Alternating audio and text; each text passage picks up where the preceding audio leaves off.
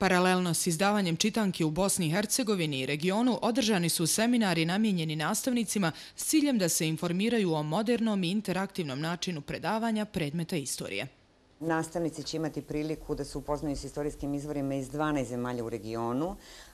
To je jedna od karakteristika ovih čitanki, mislim, jako dobra stvar, zato što će i nastavnici, i istoričari, i đaci moći da se sretnu s nekim istorijskim izvorima za koje dosad nisu imali priliku. Daje šansu, dakle, đacima da se aktivno uključe, interakciju napravi na času, ta interakcija mu daje rezultat. Čas je vrlo interesantan, čas je vrlo efektan i djeca, učenici su dakle zadovoljni. Zašto? Oni su akteri časa.